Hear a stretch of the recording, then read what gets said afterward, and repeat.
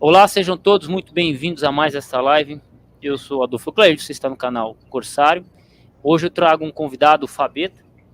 O Fabeta abandonou Portugal e decidiu virar mineiro, né? E por um bom motivo, ele arrumou uma mineirinha, né? Queijo, goiabada, né?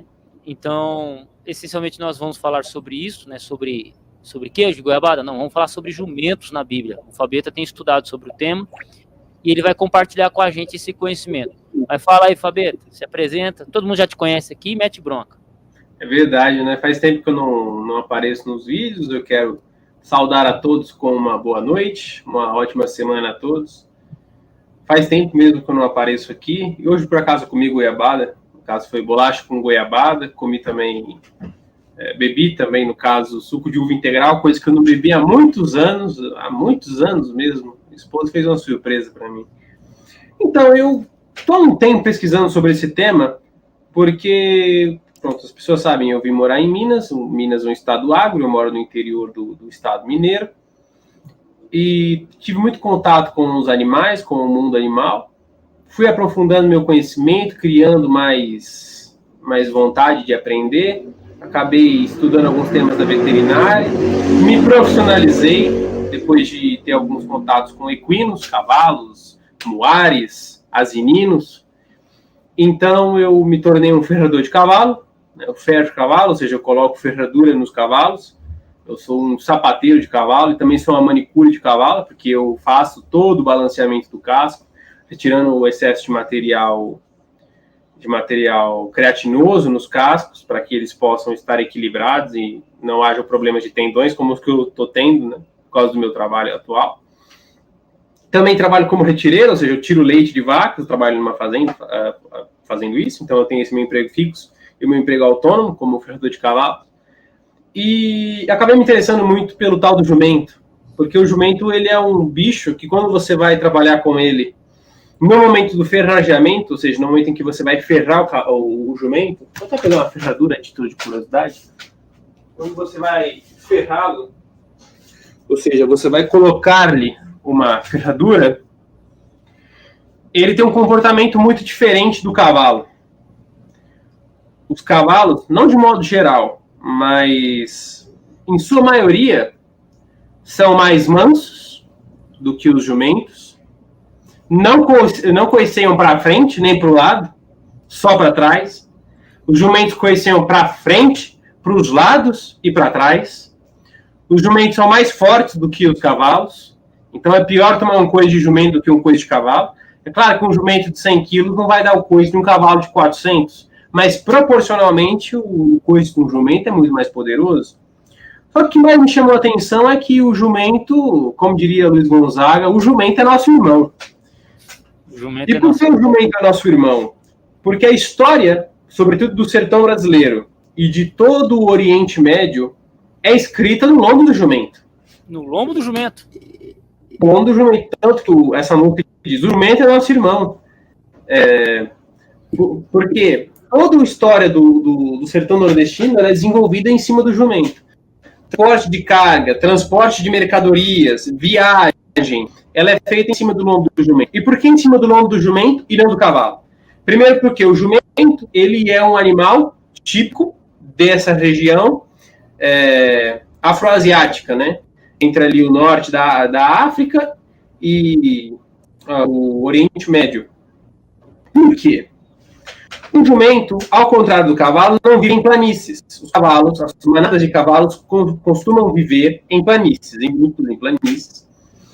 Os cavalos, eles têm um comportamento de fuga. Tanto que, de um determinado ponto para frente, em que você se aproxima do cavalo, nós chamamos de zona de fuga ou zona de pressão. É uma zona que, se você chega num cavalo que não te conhece, ou num cavalo chucro, que é do mato selvagem, ele vai ter uma única reação: fugir. Porque ele tem a reação de fuga. Os cavalos, quando estão em manada e vem um predador, a primeira coisa que eles fazem é fugir. E os jumentos, ao contrário, vivem em ambientes áridos, pedregosos e montanhosos. Então, a possibilidade de fuga é menor. Por isso que os jumentos são menores, têm pernas mais curtas e orelhas maiores. Porque a percepção dele de perigo tem que ser muito mais auditiva do que visual. Porque num campo aberto, como está um cavalo, ele consegue visualizar o perigo melhor. Agora, o jumento ele precisa estar nas montanhas, porque o campo de visão dele é diminuto. Então, o jumento ele tem as pernas menores. O casco do jumento é mais duro, porque ele pisa em solo pedregoso, rochoso, íngreme, sinuoso, agora do cavalo que pisa em planície. Tanto que a ferradura de cavalo e a ferradura de jumento, ou de mula, no caso, o burro, que é um cruzamento híbrido, a mula e o burro são filhos de um jumento com uma égua, né? Então é uma raça híbrida. Eles são ferraduras diferentes, porque o casco deles é mais duro, mais rígido, tem um formato mais achatado, encastelado, como nós dizemos, ele é mais em pé, para gerar esse equilíbrio no ambiente rochoso. O jumento não tem a possibilidade de fuga. Então, o jumento é casca grossa. Então, o que acontece? Quando o jumento se encontra no ambiente de perigo, o que o jumento faz? Ele ataca até morrer. Então, qual é o mecanismo de defesa do jumento? O ataque, ou o contra-ataque, a defesa. Qual é o sistema de defesa do cavalo? É a fuga. Então, um cavalo, se você se cai num poço, num buraco, ou ele fica preso num lugar e não consegue sair, ele fica louco. Ele se debate, ele bate a cabeça contra um lugar, ele vai ficar rodando em círculo, vai procurar um lugar para fugir, e no final ele vai morrer de tanto tentar fugir. O jumento cai num buraco, ele desiste. Porque para ele não existe a possibilidade de fuga. Porém, se o nadador avança num jumento, qual é o instinto do jumento? Coiciar. Por quê? Porque ele sabe que a única possibilidade dele de sobrevivência é acertando coice. E é por isso que nós dizemos que a mula, o burro e, sobretudo, o jumento, quando dão coice, é para matar. Então, ele nunca tem a intenção de errar, porque errar significa a não sobrevivência dele. Vamos para cá que está mais claro. Ao contrário do cavalo. O cavalo só coiceia. O cavalo ele só parte para o ataque quando não existe mais o recurso de defesa, de fuga dele. Então, quando você está extremamente próximo ao animal, agarrado ao animal, ele vai te dar um coice e em seguida vai fugir. O jumento não. O jumento ele vai te coicear até te matar. E as zebras também são assim. As zebras também são assim. É por isso que as zebras até hoje não foram domadas. Não existem pessoas cavalgando zebras pelas ruas. Os europeus tentaram fazer isso. E qual foi o resultado? Muitas pessoas. Porque a zebra é um animal que ela prefere morrer do que ser domado. Porque o instinto é de ataque. E o do jumento também é dessa forma. O jumento é uma coisa muito interessante também nessa estrutura morfológica, no seu processo evolutivo, adaptativo, que é diferente dos cavalos. Esse ambiente árido, seco, extremamente rochoso, impede o quê? Acesso facilitado a capim e outros alimentos. Então, o consumo calórico do jumento é 25% menor a cada 100 quilos do que um cavalo. Então, o jumento consome, o muar, né, no caso a mula ou o burro, consomem 25% a menos alimento do que um cavalo. Então, eles conseguem sobreviver e engordar com alimentos de baixa qualidade proteica, baixa qualidade calórica e de baixa qualidade nutricional. Porque estão adaptados assim. Por isso que os jumentos conseguiram se adequar tão bem ao ambiente do Nordeste brasileiro. Porque lhes é familiar. É algo que para eles é comum. Eles estão feitos, eles são adaptados para sobreviver a esse ambiente. Por isso que o jumento, hoje em dia no Nordeste, ele é uma praga. Ele é considerado uma praga. Você vai viajando pelas estradas do interior nordestino e é constante a vista de jumentos vagando, abandonados pela estrada, ou corpos de jumentos atropelados, abandonados pela estrada, pelo caminho. Porque é um ambiente propício ao desenvolvimento do jumento. Tudo isso que eu estou fazendo é uma introdução ao animal. Em seguida, eu vou explicar, então, qual é a relação bíblica que nós temos com esse animal. Agora, quando nós vamos falar culturalmente do jumento, nós falamos em jumento e associamos logo a certos estereótipos e preconceitos que nos foram estabelecidos. Ignorância, burrice, falta de esperteza, falta de inteligência, o que não é verdade. Muito pelo contrário, os jumentos são mais inteligentes e mais desenvolvidos intelectualmente do que, por exemplo, os cavalos. Eles são mais inteligentes do que os cavalos e, na verdade, dentre os equinos, são os mais espertos, os mais desenvolvidos. Então, isso torna mais difícil o controle deles, por isso que ele empaca ou ele desobedece com mais facilidade, né? Ele tem muita propriocepção, ele tem muita percepção de si mesmo. Então ele não é tolo. Pelo contrário, ele é esperto. Quando ele empaca, não é falta de esperteza ou qualquer outra coisa, é não submissão. Ele sabe o que ele quer e ele não quer fazer. O processo de doma de um jumento, ou de doma de uma mula ou de um burro, hoje em dia fala-se mais da mula e do burro, porque a mula e o burro hoje são artigos de luxo. No mundo urbano, isso não passa a não fazer sentido, mas uma boa mula e um bom burro pode custar muito mais de R$200 mil. Ou seja, um bom jumento cruzado com uma boa égua, dando uma boa mula, pode ser uma fortuna de 200, 300, R$1 milhão. Caramba. Você numa cavalgada numa cidade do interior, ou tentar um bom burro e uma boa mula, com uma boa marcha, um bom andamento, é tudo. Tudo. Você é o rei. Você é como se estivesse andando numa Ferrari, que de fato está andando, né? Só que são animais estéreis. O burro e a mula são animais estéreis. E por que as pessoas gostam do burro e da mula? Porque elas têm a grandeza do cavalo, você tem um tamanho maior, são mais avantajadas, tem maior resistência, maior velocidade, porém tem a força, tem essa questão nutricional do jumento, comer menos, e são visualmente mais bonitas. São visualmente mais bonitas do que o jumento. Então, você vê que é um artigo de luxo. No Brasil, usa-se sobretudo para o trabalho, que é mais resistente que o cavalo, e por causa dessas características do jumento, mas também tem o tamanho do cavalo, que permite a velocidade para tocar o gato, seja lá o que for. E até falando em trabalho, o jumento ele é rapidamente associado ao trabalho. A primeira coisa que nós temos que entender, sempre que falamos em jumento, independente da cultura, é que é um animal associado ao trabalho braçal. Tanto que o termo asno e o próprio termo jumento também, mas sobretudo o termo asno, ele era um termo que na língua latina era usado a qualquer animal de carga.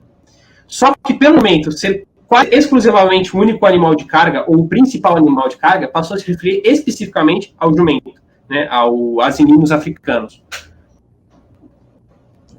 O jumento ele é um animal de trabalho, de carga. E por quê? Porque um cavalo aguenta, em média, sobre o seu lombo, de 20% a 30% no máximo do seu corporal. De 20% a 30% do seu peso corporal.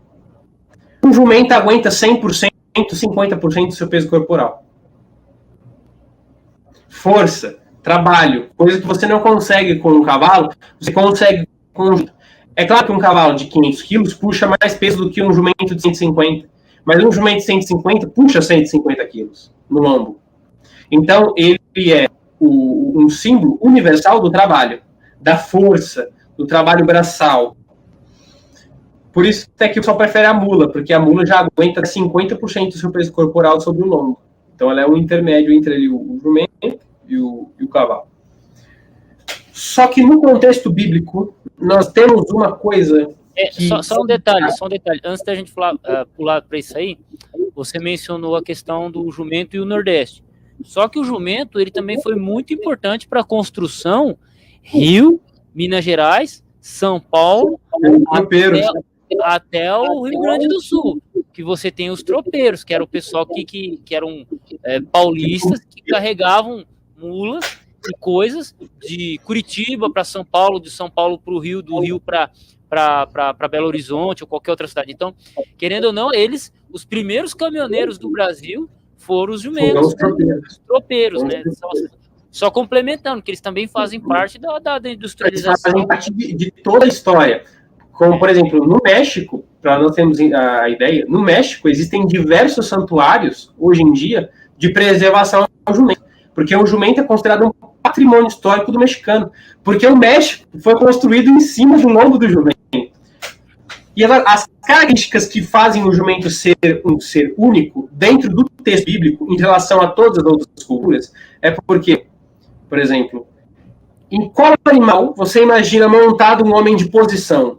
Sobre um cavalo ou sobre um jumento? O cavalo, né, mano? A gente que é da Europa, é o cavalo. Napoleão em cima do cavalo, Dom Pedro pedindo independência em cima do cavalo. Você viu o Pedro I, ele declara a independência da República em cima de uma mula. Por andar sério. Ele declara independência ou morte em cima de uma mula. Só que aí no quadro pinta um cavalo. Por quê? Porque o cavalo é símbolo de grandeza, elegância, poderio militar, força. Agora, o jumento, como ele é associado ao trabalho, ele também é associado ao mais humilde, à plebe, aos servos, aos braçais.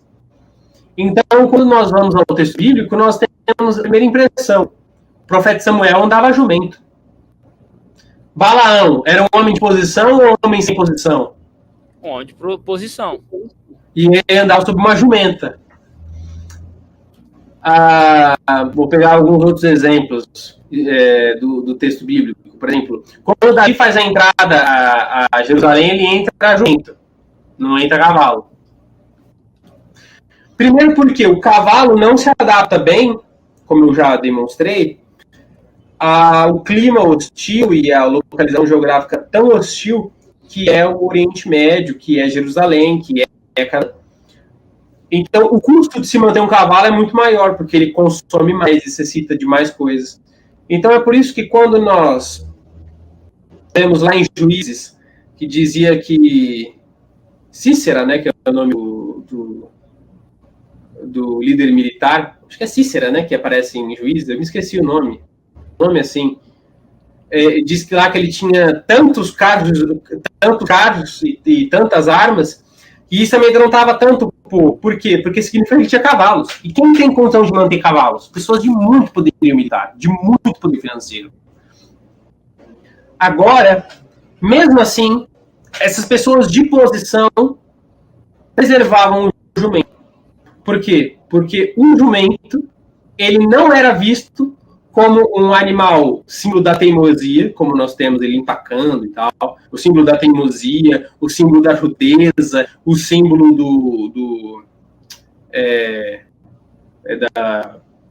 como é que, uma palavra, no caso, não a teimosia, mas... Cabeça dura, pô. O jumento é cabeça dura. Não, cabeça dura, o símbolo das pessoas cabeças duras. Em Israel, ele era cultivado com outro sentido, com o sentido da paz. Então, quando um líder de grande prestígio, de grande poder, ele se presta, né, à condição de andar a jumento, ele está vindo em quê? Em guerra ou em paz? Eu acho que o jumento é símbolo da paz, ele é símbolo do trabalho, não é da guerra. Agora, se um rei na tua cidade é cavalo, boa, ele não quer. Agora, se ele quer jumento, opa, calma lá, não certo. Alguma coisa vamos ver aí que esse cara quer diferente. Ele não quer luta, ele quer um diálogo. Então, o jumento tem muito dessa conotação pacifista, mas também tem da conotação de humilde. Eu estou vindo aqui numa condição abaixo do que realmente é a minha. E todas essas características que eu estou nomeando nos lembram que história bíblica? Jesus entrando na cidade. A entrada triunfal de Cristo em Jerusalém. Todo o meu estudo é feito com base nesse texto. Por quê? Qual é o único animal que Cristo montou em vida? Que é mencionado é o jumento. Só o jumento. Qual é o animal que testemunha o nascimento de Cristo na manjedoura? Segundo o texto bíblico. Só tem 2 animais. Cara, eu vou ter que dar uma olhada no texto. Mas eu vou chutar, o jumento. O boi e o jumento. 2 homens. Porque o boi e o jumento, eles estão presentes no nascimento de Cristo. Num texto específico, se eu não estou enganado, para Isaías, pode ser de Jeremias, eu não vim preparado, foi até de última hora essa live, diz assim, ó Israel, vocês não me escutam, mas o boi e o jumento abaixam ele para me escutar. Então, colocar o bom jumento junto do nascimento de Cristo na manjedoura e os homens ocupados com as suas tarefas é o que? É um puxão de orelha para nós. Porque até o animal reconhece melhor o seu Criador do que o homem que é feito com sua semelhança. Certo. Tem um companheiro aqui na live, o Fabito, só dá uma pausa aqui, tem um companheiro aqui que falou o seguinte, Adolfo, agora eu fiquei confuso, quando eu tomo banho com a minha mulher, ela diz que eu pareço um jumento, depois eu vou perguntar para ela o que quer dizer com isso. Mas é um elogio. O jumento, ele não é... Me fiz essa pergunta hoje, eu já vou adiantar. O jumento não é símbolo do... Não é um símbolo sexual no pensamento do antigo Israel, mas sim aquela referência bíblica a mulheres que se prostituem com homens de genitálias semelhantes às dos cavalos e dos jumentos, mas o jumento, de fato, em outras culturas, sobretudo pagãs, tem uma conotação sexual, mas na cultura israelita ele não tem uma conotação sexual. Agora, indo para o contexto do Oriente Médio, eu consegui entender melhor o porquê que Cristo adentra a antiga Jerusalém a jumento e não a cavalo. Primeiro, a questão pacifista. Jesus não veio em guerra, Jesus veio em paz. E por mais que ele fale que vim trazer a espada, a missão dele não é a espada, porque ele cita a espada de Pedro em prol da cura. A jornada de Cristo é pacifista, a missão de Cristo é pacifista. Cristo pensa numa situação de humildade. Mas mesmo assim, não é qualquer humildade, porque aquela jumenta, em Mateus diz que é uma jumenta com um filhote, e em Lucas diz que é um jumentinho. Ele nunca foi montado. E os animais que nunca foram tocados, usados, montados, tosqueados, eles são animais normalmente dedicados a quem? No Pentateuco? Ao Senhor. Ao Senhor, exatamente. Então, ainda que seja um jumento, não é qualquer jumento. É um jumento dedicado desde a nascença ao Senhor. Porque ele não foi usado pelo homem. Como acontece na da novilha vermelha. Ela nunca foi usada pelo homem. Nos mitos sumérios e nos mitos acadianos, os semideuses, os príncipes, os reis, os deuses adentram a grande cidade montados a jumento. Nunca a cavalo. Da hora. Pode pesquisar aí, dicionário de imagens bíblicas. No caso, seria Dictionary of Biblical Imaginary, né? O dicionário do imaginário bíblico, em inglês. E pesquisem a palavra jumento, donkey, e vocês vão ver que o que eu estou falando é verdade. Nos mitos suméricos, os deuses, os grandes reis, as grandes figuras, elas entram sempre à grande cidade, montadas num jumento. Porque simboliza o quê? A paz, a humildade, o trabalho, virtudes que o jumento carrega. Agora, quando nós vamos ao Apocalipse, nós vamos contraste direto com a entrada triunfal de Cristo. E qual seria essa passagem? Você sabe? De cor, não. Cristo vem montado como? Salvar os pecadores. Tomar o seu, montado em cima de um cavalo branco. Com o nome escrito na pedra, né? O Santo dos Santos, o Rei dos Reis. Ele vem com uma palmeira nas mãos e na outra um cetro.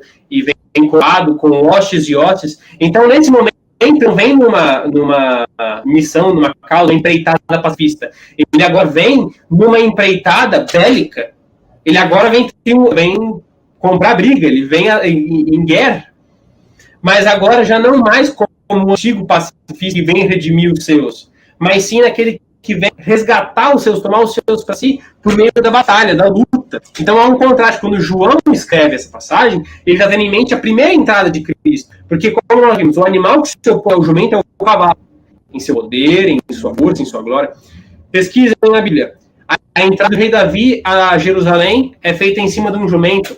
A entrada de Salomão, no momento da dedicação do templo, é feita em cima de um jumento. Então, não só esse contexto mitológico é invocado quando Cristo entra a jumento em Jerusalém, mas todo o contexto régio é invocado. Então, ele não só está dizendo que ele é Deus, a figura mítica, como ele está dizendo, eu sou o filho de Davi, eu sou o legítimo rei dessa cidade e eu venho tomá-la de modo pacífico, porque ela me é dada. Da hora. Cara. Então, você percebe que existe todo um contexto simbólico que vai além dessa questão pacifista de humildade que nós sempre chamamos a atenção. Vem do contexto mítico, dentro de um contexto régio, banhado de um contexto cultural específico. O jumento ele parece ter um status muito especial na Bíblia. O jumento ele é o animal, como eu já sei, junto com o boi, digno de presença ao nascimento de Cristo na manjedoura.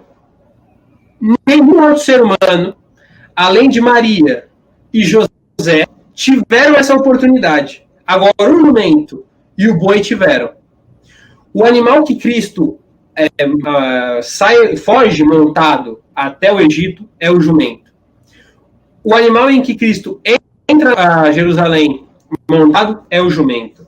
O único animal a quem Deus concede o dom da fala, aí vocês prestem atenção, que Deus concede o dom da fala, é a jumenta de Balaão. Aí tá, mas e a serpente do Éden? Deus não me concedeu o dom da fala. Nós já sabemos que é o diabo, a antiga serpente. Foi outorgado por Deus. O judaísmo entende que o que diferencia os homens dos animais, além das vestimentas, que é uma coisa sempre evocada no judaísmo, além do raciocínio, da lógica, é a capacidade de fala. E a fala, a linguagem, é uma coisa que somente Deus pode dar ao homem. Tanto que o judaísmo entende, quando um místico cria um golem e só ele o seu fôlego de vida, ele pode até dar vida ao golem, mas não pode dar capacidade de linguagem. O golem não pode ser capaz de falar e comunicar-se por si só. Porque esse é um dom que somente Deus pode conceder a um ser vivo. E ele concede diretamente a jumenta de Balaão. Porque é o único animal que nós temos registro na Bíblia que Deus concede a habilidade de falar. Então, olha todo esse contexto que é evocado dentro do cristianismo e, sobretudo, dentro da Bíblia, acerca do jumento. E parece ser uma coisa efêmera, um animal efêmero, um animal sem valor. Se pegarmos um jumento, até peço para você, coloca a imagem, pesquisa aí, jumento no Google, pesquisa jumento. Eu vou mostrar uma coisa a vocês, e aí, é mais curiosidade do que qualquer coisa, mas eu sempre penso nisso quando eu falo que o jumento ele é um animal com um status especial diante de mim. Vamos lá, deixa eu compartilhar a tela aqui. Vai pesquisar aí, eu vou procurar pegar um copo d'água para mim.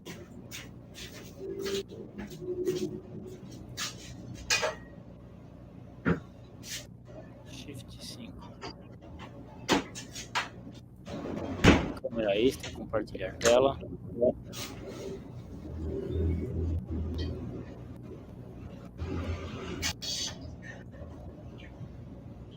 Opa. Aí, ó. O jumento é um animal dócil, dotado de grande senso de sobrevivência, é muito usado como animal de carga, tração e é peça fundamental nos trabalhos pesados do campo. O jumento é um animal dócil, inteligente, de grande senso de sobrevivência. Vamos analisar então uma característica física do jumento. Pronto, pode ser qualquer imagem que apareça as costas dele, bem destacadas. As costas. Aqui, ó. Pronto. Vocês percebem que existe uma linha que desce até nós chamamos tecnicamente de membros anteriores, né? Nos membros anteriores do jumento, qualquer uma dessas imagens você vê. Uma linha. Essa linha nós chamamos de faixa crucial. E por quê? Porque ela se estende da nuca do animal até a ponta da cauda, só que entre os membros anteriores ela se abre em formato de cruz. Dizem os antigos que essa é a eterna marca que Cristo concedeu ao jumento quando fugiu em cima dele até o Egito e urinou em cima dele. Então essa é a marca da urina de Cristo que ficou eterna para o jumento. E chamamos isso que faixa crucial. Mas independente de ser isso não, de ser ou não a marca da urina de Cristo, o fato de nós imputarmos isso ao jumento já revela que o jumento possui um status especial dentro da cristandade, enquanto animal. Interessante. Ó, tem um Robson G aqui falando assim, ó, faz o elogio ao chapéu do Vardomiration. Você tá com o chapéu do Vardomiro Santiago. Então, aproveitando esse espírito de Vardomiration aí, peça a doação e faça uma bênção para quem fazer uma doação no Pix aqui no comentário fixado. Vou ensinar o Alfabeta a pedir dinheiro na internet aqui para mim. Voltando ao assunto, até me perdi com esse comentário, achei engraçado. O jumento é um animal que tem muitas citações na Bíblia, muitas diversas, desde as mais banais, como do tipo, ele montou no jumento, até as mais significativas, como essa em que o jumento testemunha o nascimento de Cristo na manjedoura, que o jumento é montado por Cristo em diversos momentos durante toda a sua história, e é o único animal que nós temos registro de que foi, de fato, montado, revelam também uma característica essencial do jumento. O jumento é um ser muito maltratado, extremamente maltratado. E por que ele é um animal maltratado? Porque ele, por ser muito inteligente e ter muita percepção, muita vontade própria, ele acaba se negando a certos serviços, porque o trabalho dele é carregar carga, é fazer tração. Então nós temos que estimulá-lo, né? Fazermos pressão. E como é que nós a fazemos? Causando-lhe dor, sofrimento. Então, também, o jumento é um símbolo do sofrimento. Ele é um símbolo do sofrimento não só do trabalho, causado pelo trabalho, mas também daquilo que lhe é imputado injustamente, que outros lhe causam, assim como também é com Cristo. Então, o jumento ele é um animal dotado de carga simbólica. Existe outra cultura, outra mitologia, agora não vou indicar se é a mitologia nórdica, se é a mitologia grega, se é a mitologia, eu não sei o que é, mas eu vou dar a referência bibliográfica e vocês pesquisem. Livro, Dicionário de Símbolos, vocês pesquisem a palavra asno, pesquisem lá a palavra asno, e vocês vão ver que em algumas mitologias, o asno, o jumento, era um animal de montaria de muitos deuses. Normalmente deuses de conotação negativa, mas de deuses. Então nós já voltamos para o contexto mítico que existe na entrada de Cristo em Jerusalém montado num jumento. Interessante. Alguém tem alguma pergunta? Não sei se eu posso falar muito mais. Vi meio despreparado para outras coisas de cabeça. O pessoal aqui tá mais acostumado a fazer outros comentários, né? Então a live tá com teminha, mas já a gente finaliza ela. Pode deixar. O Neji apareceu, o Jedi apareceu, o Braddock apareceu aqui, mas ssó comentário fora fora da live, né? A pergunta lá do cara se era um elogio, né? Eu não sabia se era um elogio ou um apelido ou uma denotação ser chamada de jumento, mas tudo bem, pela esposa, mas é isso aí. Até uma coisa interessante, essa questão sexual do jumento, ela existe desde o Império Romano. No Império Romano, dentro do que nós chamamos de literatura de ouro da literatura latina, né? Literatura de ouro da literatura latina, nós temos grandes textos como, por exemplo, a Eneida de Virgílio, tem aqui em latim. Arma virumque carno Troia qui primus amores. Ao varão e as armas que primeiro fugiu de Troia, a Itália e tal. A Eneida do Virgílio e grandes outros textos, só que quase todos, 99% dos textos são líricos ou épicos, como é o caso da Eneida. Só existe uma única narrativa, um único texto narrativo dentro dessa literatura de ouro latina. Só um único. Porque a maioria ou são dramas, no caso, textos teatrais, ou são poéticos, épicas e líricas. E essa narrativa chama-se o Asno de Ouro. É a única narrativa que nos dá na íntegra, do começo ao fim. E vai contar a história de um homem que, por questões sexuais, né, por dar em cima de quem não deve, é amaldiçoado, né, ele sofre uma metamorfose, semelhante àquela de Franz Kafka. Ele sofre uma metamorfose e ele deixa de ser homem e passa a ser um asno. Ele é condenado a ser um asno.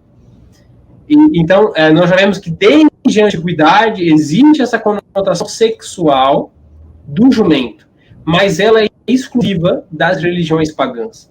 Na religião, no caso, no povo, na mentalidade, na cultura, o jumento e outras simbologias, no caso, outros atributos, que não se encara essa questão sexual. Tanto que em alguns rituais pagãos, o jumento era comumente sacrificado como sacrifício a deuses relacionados a sexo, a fertilidade e a vida, etc, etc. Interessante. Até no dicionário de símbolos e mitos, o autor vai realçar o fato de que o jumento ele tem uma conotação essencialmente pura, boa e positiva dentro dos evangelhos, mas sobretudo dentro de toda a Bíblia, em contraste com outras culturas, como eu citei. Por mais que alguns deuses montassem a jumento, são deuses de conotação negativa. Aqui nós vemos o próprio Deus encarnado, montado em cima de um jumento, com uma conotação extremamente positiva. Interessante. O Geda aqui está perguntando sobre a questão histórica do jumento, né, com a origem histórica, mas isso aí a gente já tratou no início da live já, né? Como eu falei, eles são animais como é que fala? Entre a África e a Ásia, são de ambientes rochosos, inóspitos, quentes, áridos, frutos de um processo evolutivo. Até interessante falar um pouco de evolução. Eu sei que provavelmente a maior parte das pessoas que estão assistindo essa live não acreditam em evolução, e eu também não acredito em evolução.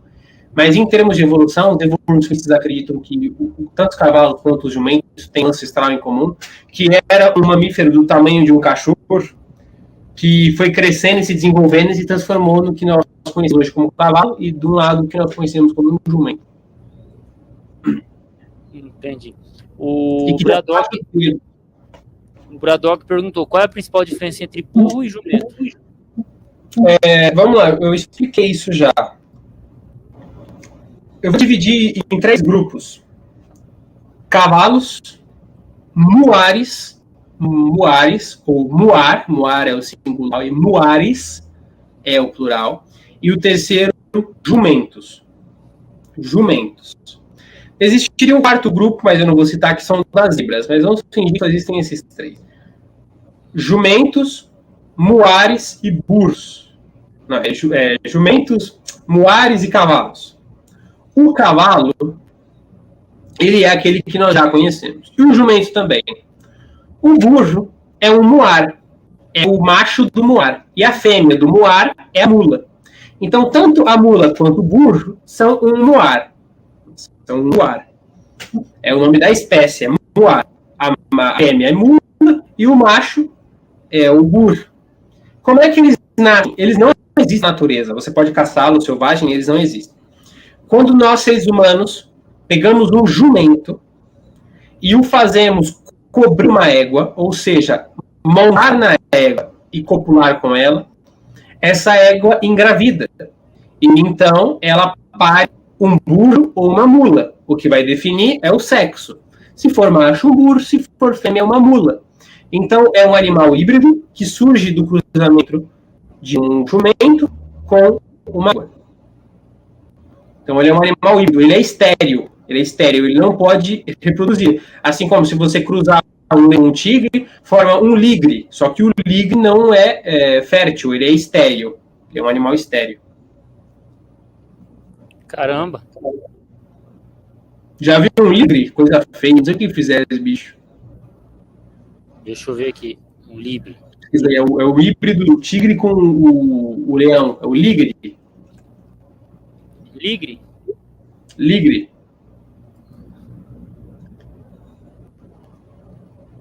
Que bicho estranho. Ele é estranho. E ele é cheio de doença, não vive muito tempo, precisa de constante acompanhamento veterinário. É um animal, uma desgraça, não serve para nada. A mula e o burro, pelo contrário, já tem um valor econômico, trabalhístico muito grande. Isso, um ligre. Estranho, cara. Ele é gordo, é um tigre gordo. Isso. Agora pesquisa aí um burro, uma mula. Se as pessoas soubessem o que é o mercado dos muares no Brasil, dos burros e das mulas, pronto. A mula que ela já é mais ajeitada, né? É um jumento, né? Mas agora esses outros são todos mulas. Vai ser uma mula. Mula formosa. É uma mula, do cruzamento de um jumento com um cavalo. E aí, o que acontece é que no Brasil, as pessoas que são apaixonadas, ou que comercializam, ou que cultivam mulas, são chamados muladeiros. E tem uma comunidade muito forte de muladeiros no Brasil, não fazendo nem ideia. Acho que é a maior do mundo. Porque no Brasil, produzimos as mulas e os burros de maior qualidade do mundo. Eita. E agora eles estão sendo abandonados, né? Por causa da moto, do carro, do caminhão. O jumento, sim. Porque o jumento, você não tem motivo para. O jumento não é um animal bom de sela, não é um animal com alto valor econômico. Então ele só gera, ele não gera nem gasto, porque ele não ocupa quase nada, né? Só ocupa espaço e dá trabalho. Mas se você tem um caminhão, qualquer coisa, agora os burros, eles cada vez mais ganham no mercado. Porque eles não são animais de trabalho, eles são animais de trabalho para tocar o gado e tal. Mas eles são animais essencialmente de competição. Meu patrão mesmo está na competição em Jacareí, já há uma semana, expondo os cavalos marchadores dele. Jacareí aqui do lado aqui? Isso. Caraca, nem tava sabendo. Exposição nacional do manga larga marchador, cavalo mineiro, né? Cavalo mineiro por excelência. E os burros e as mulas, é que as pessoas não têm noção, as pessoas não conseguem compreender o quanto a pessoa ganha status por ter uma boa mula ou um bom burro. E o tanto de dinheiro que ela rende. Caramba. E o quão ela é melhor que um cavalo para andar. O andamento dele é melhor. Nossa, não sabia que existia. O mundo é bem complicado, né, cara? É muita coisa. E se eu falar um dado para você, você acredita? E se eu falar que o mercado de cavalos, mulas e burros no Brasil gera mais emprego e movimenta mais dinheiro do que o mercado automobilístico? O quê? Pesquisa. O mercado no Brasil movimenta mais dinheiro do que o automobilístico e emprega mais pessoas. Não, você tá de sacanagem. As pessoas não têm noção do que é o mercado de cavalo? Como é que eu tenho que colocar aqui para pesquisar? Dizer assim, cavalos, pode ser mercado de cavalos, mais dinheiro do que automóveis ou automobilístico. É igual o boxe. Agora o boxe está na alta. Deixa eu só focar aqui, né? Só comentar. Isso que você está comentando me lembra bastante o boxe. Aqui no Brasil, o boxe ele não é tão valorizado. Você pensa que o boxe não é nada. Só que o boxe ele é o esporte que mais movimenta dinheiro no mundo. Se você for para os Estados Unidos, para a Europa, tem muito boxeador que racha de ganhar dinheiro. E tá chegando no Brasil. O engraçado é que o cavalo ele gera mais emprego no Brasil do que os carros. Então. Existem mais pessoas que ganham dinheiro direta e indiretamente com cavalos do que com carros. Ó, cavalo emprega mais que carro. Caraca. Foi o único mercado na pandemia que não sofreu nada. Emprega 3 milhões de pessoas. Nossa, sossegado. Caramba.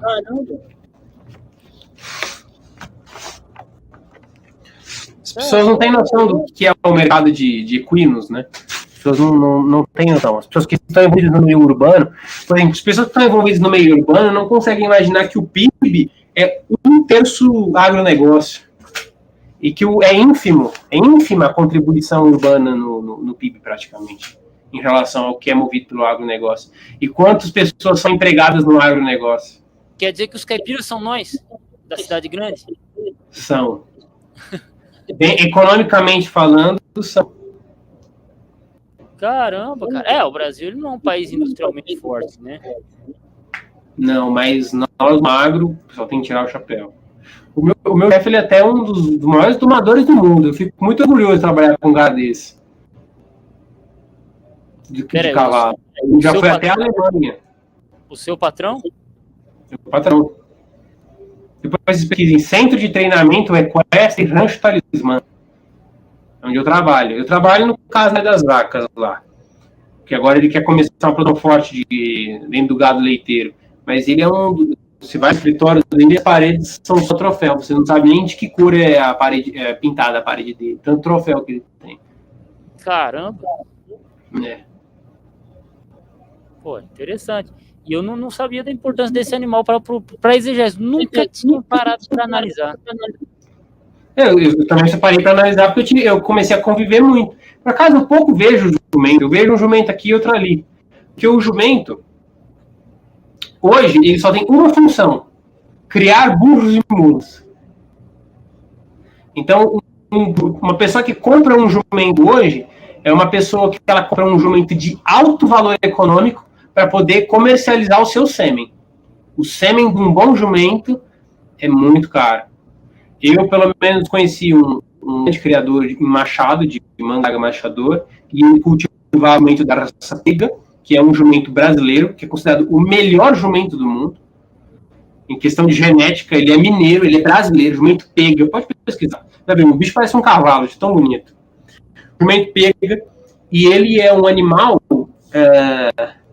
cujo sêmen, segundo o homem que eu conversei, o amigo que eu cultivei numa cidade chamada Silvianópolis, aqui em Minas, o sêmen, o frasquinho de sêmen, assim, era comercializar R$1.000 cada. Quanto de sêmen não sai numa única tirada, né, do um jumento? Quantos frascos não dá? A pergunta é, quem é que tem coragem de bater uma pro jumento e sortar lá? Tem dois jeitos, né? Tem dois jeitos. O primeiro é... Como é?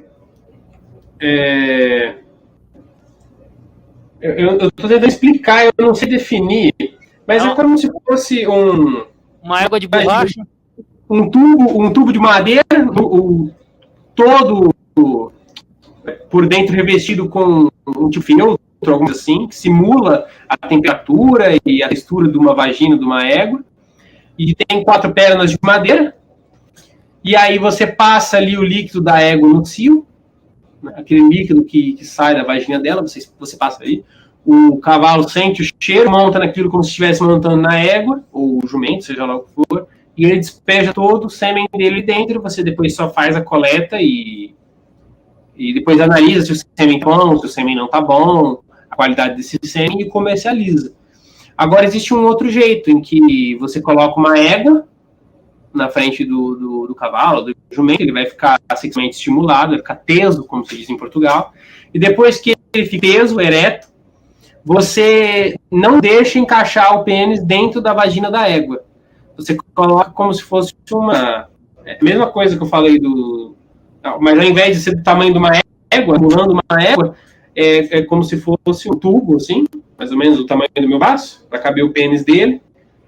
E você encaixa no pênis dele e ele vai ejacular ali dentro, o sêmen vai ficar retido ali dentro, e depois você só comercializa. Só que tem que ter alguém corajoso o suficiente para ficar entre a égua e o cavalo e encaixar o pênis dele dentro desse tubo, né? Ossos do ofício, né, cara? Nem tudo é coisa boa. Nem tudo é coisa boa. Todo trabalho tem os ossos do ofício. Caraca. Ó, o Francisco Alberto fez um comentário relevante aqui, ó. Jumento em hebraico é amor. E também é o nome do príncipe Evil da cidade de Siquém, quando Jacó entrou na Palestina. Agora, por que um rei teria esse nome? Por acaso, se você pesquisar mesmo no léxico, qualquer léxico de hebraico, você vê que tem 2 entradas, né, para jumento. A primeira é a normal, o Hamor, Hamorim, né, que são os jumentos. E Hamor, parece lá, nome pessoal, você vai pesquisar, é o rei de Siquém. Agora, eu não sei. Por acaso, fiquei curioso, eu não sei explicar. Não dá para saber quais características não dá para saber quais características eles queriam evocar quando chamavam de Hamor, mas alguma coisa tem que ter. Ou é algum atributo físico, ou é a parcimônia, ou é a teimosia, ou é o trabalho, ou é a humildade.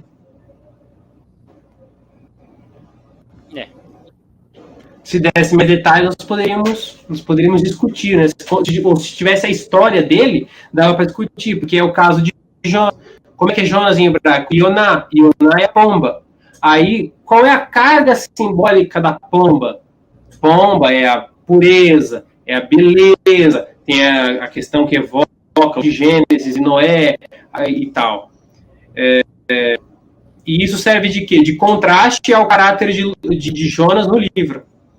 Então, é algo que realça o seu caráter, mas é algo que contrasta o caráter. O seu nome não revela o seu caráter. Antes, o seu nome contrasta com o seu caráter durante o livro. Porque durante o livro ele é mentiroso, covarde, fujão, egoísta e nacionalista. Mas também, vamos lá, vamos dar um pontinho para Jonas, né, mano? Lidar com os ninivitas não era fácil não, né, cara? Você pega os registros dos grandes reis da Síria, a maior parte empilhava os corpos e queimava, eles faziam o esfolamento dos corpos e depois penduravam e estiravam o couro dos seus inimigos nos muros dos castelos, faziam o empalamento em público dos seus inimigos, massacre de crianças, genocídio, tios. A tarefa que foi dada a Jonas, ela é muito cômica. Até para discutir, eu posso fazer uma live inteira sobre Jonas. O Jonas, ele é um livro, o livro de Jonas é uma piada, uma grande piada. Ó. O Braddock tá falando aqui, ó, os assírios eram psicopatas. Eram. Não sei o que, mas eu lembrei disso e fica aí uma curiosidade. A palavra veterinária vem do latim veteranos. A palavra veterinária tem a mesma origem, porque o veterinário é aquele que cuidava dos cavalos veteranos do exército romano.